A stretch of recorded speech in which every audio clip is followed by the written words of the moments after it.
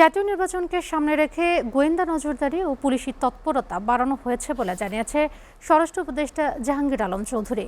তিনি বলেন, আইনশৃঙ্খলা পরিস্থিতি স্বাভাবিক রাখতে সর্বোচ্চ গুরুত্ব দিচ্ছে সরকার। সচিবালয়ে আইনশৃঙ্খলা সংক্রান্ত উপদেষ্টা পরিষদ কমিটির বৈঠকে স্বরাষ্ট্র উপদেষ্টা বলেন, শরীফ ওসমান হাদি হত্যার বিচার অন্তর্বর্তী সরকারের সময়ই শেষ হবে। নুরুদ্দিন খানের প্রতিবেদন।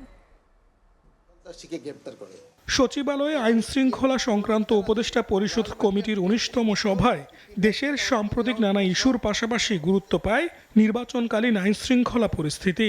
অন্তর্বর্তীকালীন সরকারের দেশে শান্তি শৃঙ্খলা বজায় রাখতে বদ্ধপরিকর। নির্বাচনকে সামনে রেখে সারা দেশের আইনশৃঙ্খলা পরিস্থিতি স্বাভাবিক রাখতে স্বরাষ্ট্র মন্ত্রণালয় তৎপর রয়েছে বলে জানান স্বরাষ্ট্র উপদেষ্টা।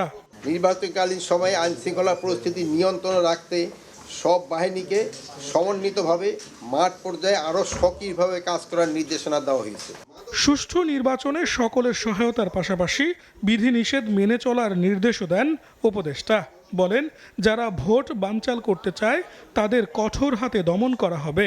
আমি সাধারণ জনগণ সহ সংশ্লিষ্ট সকলকে অনুরোধ করছি, সবাই যেন নির্বাচনে পরিবেশ নিশ্চিতকরণে সহযোগিতা করেন এবং নির্বাচনী আচরণবিধি মেনে চলেন। যারা নির্বাচন বানচাল চেষ্টা করবে তারা ব্যর্থ হবে। উপদেষ্টা বলেন, শরীফ ওসমান হাদির হত্যার ঘটনায় শিগগিরই চার্জশিট দেয়া হবে। তিনি জানান, এই সরকারের মেয়াদেই শেষ হবে বিচার কাজ। এই মামলাটি সর্বোচ্চ গুরুত্ব দিয়ে দেখছেন। মামলাটি দ্রুত বিচার ট্রাইব্যুনাল স্থানান্তর করার সিদ্ধান্ত নেওয়া হয়েছে এবং অন্তর্বর্তীকালীন সরকারের মেয়াদে এই হত্যাকাণ্ডের ন্যায় বিচার নিশ্চিত করা হবে বলে আমরা আশা করি। দেশ বিরোধী ষড়যন্ত্র এবং অপপ্রচার রোধে সবাইকে সতর্ক থাকার আহ্বান জানান জাহাঙ্গীর আলম চৌধুরী। দেশ বিরোধী ষড়যন্ত্র অপপ্রচার রোধে নজরদারি বৃদ্ধি নির্দেশনা দেওয়া হয়েছে। নুরুদ্দিন খান, SRTV, ঢাকা।